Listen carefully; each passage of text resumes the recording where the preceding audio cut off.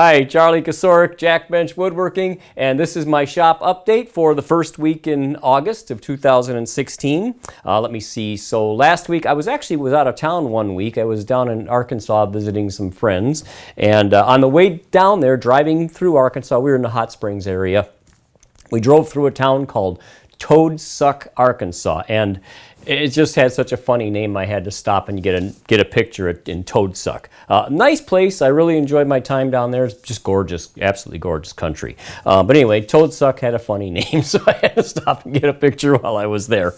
The next thing I wanted to mention is that my sander, remember my sander I had a while back here that was broken, my rigid sander, and I was honestly ready to throw that thing in the garbage. And I want to thank you guys so much, especially I want to thank Richard from Pastime Workshop, Joe at Joe Basement Woodworking, Wayne H., and Hermano D'Angelo, because you guys all put comments in that said, it's got a lifetime warranty. And you know, I went on the website, the rigid website says, no, it's got a 3-year warranty. And I'm like, you guys, so I thought, well, I'm gonna take it in anyway, just for giggles. I know it's not under warranty. Well, you guess what? I did register it when I got it. Don't remember doing it, but I registered. It does have a lifetime warranty, and it's in the shop right now as we speak, being repaired. So thank you guys very much for pushing me in the right direction. So in my last shop update, I had a cherry burl that I cut up and I soaked in alcohol. So actually, normally you really only have to soak these overnight, I think, to get the alcohol in there to get it to work. But I did it the last day before I went out of town, so I left it soaking for a whole week. And I was a little worried. I thought the alcohol might be gone because I knew there was a pinhole leak and I could tell, so I didn't know how much would be left. Fortunately, almost all of the alcohol was still in there. I didn't lose very much. So I pulled it out, and of course the first thing I had to do, open the bag and pull the wood out of there. So I pulled the wood out. Of course, it's all soaking in alcohol and dripping alcohol. Then I had to get the rocks out. If you remember, I put rocks out of the garden in the bag around the wood to bring the alcohol level up. So now I had to pull the rocks out because this bag was way too heavy to pick up, especially without tearing the plastic. So I pulled the rocks out and put those back in the garden. Then I had a plastic bag with, I don't know, 4 or 5 gallons of alcohol sloshing around in it, and I wanted to salvage, recover the alcohol, because it is, it's 10, 12 bucks a gallon for that stuff, and you can get more than one use out of it. So I clipped the corner of one of the plastic bags and, out there in the driveway trying to pour it in a funnel into a little 1-gallon cans. But, I spilled some, I don't know, I probably lost a half a gallon. It was a little messy, but I did recover a full 4 gallons of alcohol. So, I'm satisfied with that. And so then I've got the boards there, and what do I do with them? Normally they say, what I've heard anyway, is you wrap them in like paper and you let them sit, and the paper's supposed to help to slow the evaporation of the alcohol, and so it dries a little slower, more controlled drying process. Well, this is, fairly big chunks, not huge, but fairly big, and I didn't have that much paper laying around. So what I did, I left them in the wheelbarrow, and I packed those blankets around them as tightly as I could, and I just, wheeled the thing back into the garage. And actually, I think that worked pretty well, because I can smell the alcohol, for several days after I did that. Every time I went in the garage, I could smell alcohol in there. So it was evaporating off of the boards, and it was evaporating slowly enough that I could still smell it over a several-day period.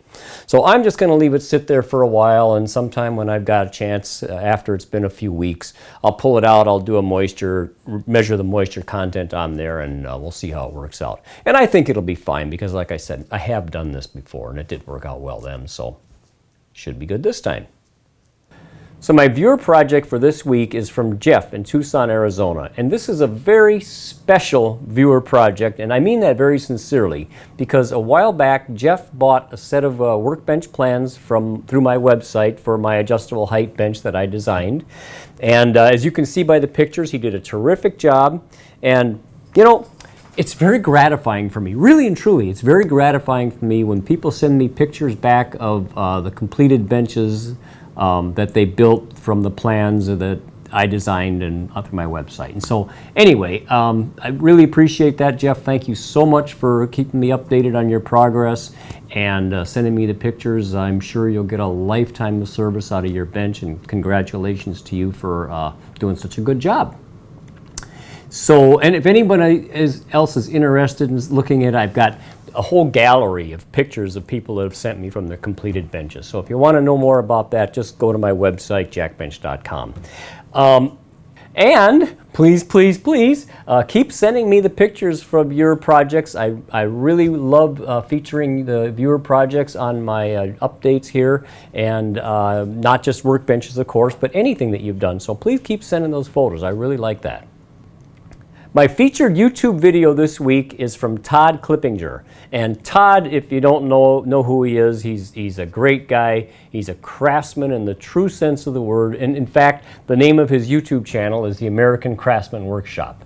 And anyway, the video that I'm featuring this week of his is one that he did on how to cut small pieces on a miter saw, and the video was terrific. He did a good job. It's interesting. The information is presented very clearly, and he shows you exactly how to get good, clean, accurate, and safe cuts with small pieces on the miter saw. So I encourage you to check out that video, and check out Todd's channel altogether, because he's got a lot of good stuff on there. And of course, there'll be links in the description of this video to his videos.